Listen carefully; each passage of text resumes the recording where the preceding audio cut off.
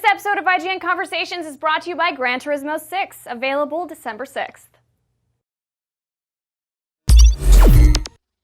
Hey everybody, Jim and Roth here to talk about today's big casting news. Gal Gadot as Wonder Woman and Batman versus Superman versus Wonder Woman with maybe Flash, maybe Nightwing, maybe Doomsday. Lots of rumors. Yeah. So, but Gal Gadot, you guys would know her from Fast and Furious, the last, I think, 3 films. She played Giselle.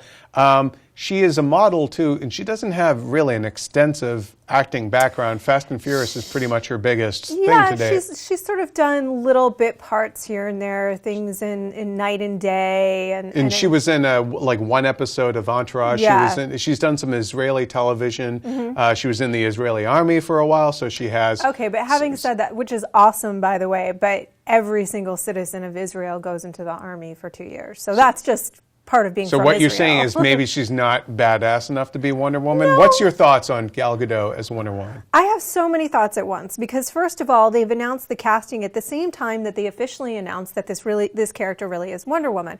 So that's kind of interesting to me. They just put it all in one punch because originally the casting was for his love interest. Yeah, Bruce Wayne's love interest. And which of course opened up speculation because they didn't say who, but the way that the character was described. Athletic, tall. It was like, yeah, it sounds like Diana Prince. Yeah.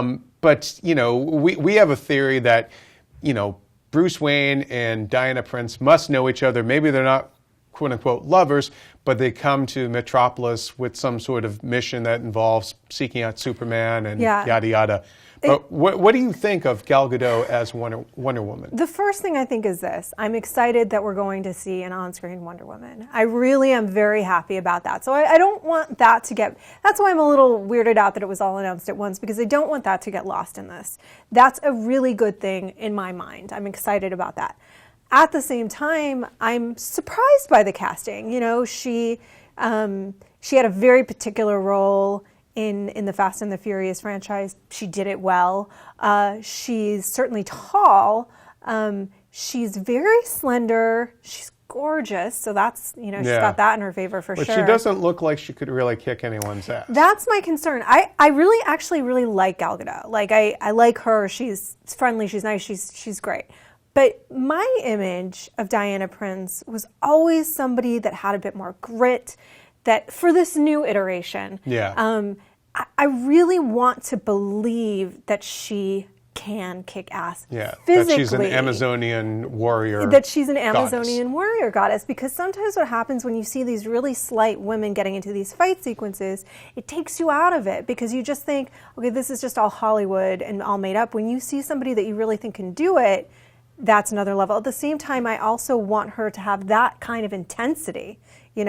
I want her to be a great actress and to carry, because I want this character to continue into her own films and things like that. And we didn't see the auditions. Maybe she demonstrated all of this, and certainly she can beef up, but those are my concerns. But I don't want Wonder Woman to be in there just to be eye candy or to be a poster or an action figure to sell. She has to serve a function in the story. Because now we have what is supposed to be a Man of Steel sequel that seems less and less Superman-centric. I mean, if I were Henry Cavill or any of the supporting cast, Amy Adams, Lawrence Fishburne, wouldn't you be kind of like, wait a second, I didn't sign up for that. Like, I thought we were going to be a few movies up before we started getting into basically a de facto Justice League movie, and certainly it doesn't seem to be that way. I mean, this is exactly, because I feel like Amy Adams at this point is going to be relegated to 2 minutes of screen time. I feel like Henry Cavill. And will half of it be just her like giving some sort of catty look at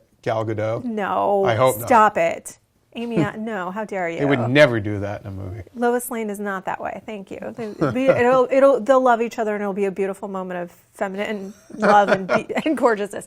This is the thing, though. I feel like Henry Cavill's going to pop up on screen, and it's going to be like, "Hi, I'm super." We get it.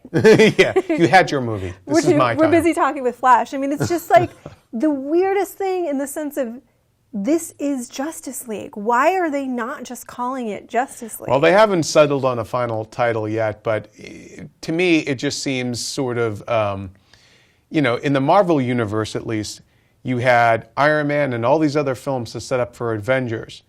This now seems like you went from Iron Man right into Avengers.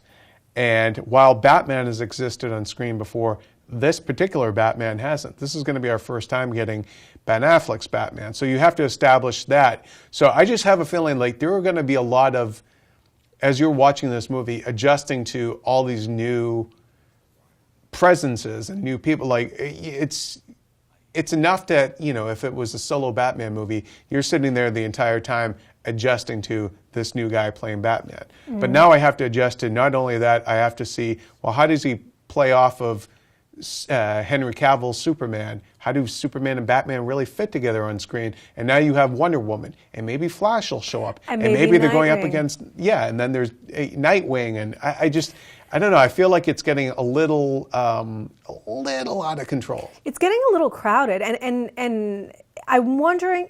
What I really want to know is what's taking place in these meetings. What are the thought processes like? Because as you mentioned earlier, they've gone straight now from Iron Man to Avengers. You know what I mean? We haven't had a time.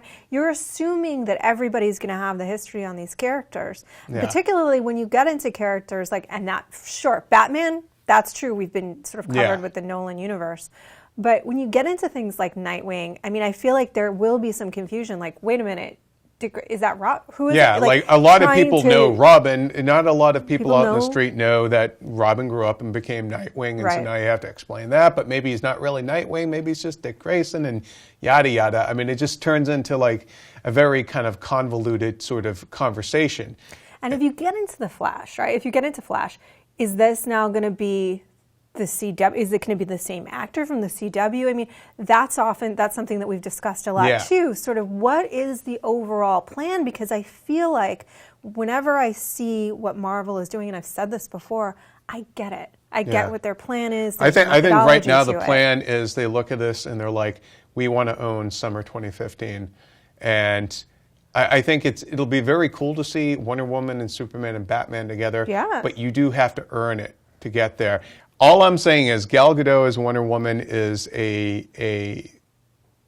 there are better choices I think they could have made. I think she seems nice. I met her for one of the Fast and Furious movies, but she doesn't have that presence that I think of when I think of Wonder Woman. And I wouldn't be surprised if down the line, if this role got recast with maybe an actor of more gravitas. But we'll find out. Let us know what you think about Gal Gadot playing Wonder Woman and what this means for this supposed Man of Steel sequel. That's really Justice League. That's basically Justice League. Tell us in the comments below, and keep it locked here to IGN for all things on this de facto Justice League movie here at IGN.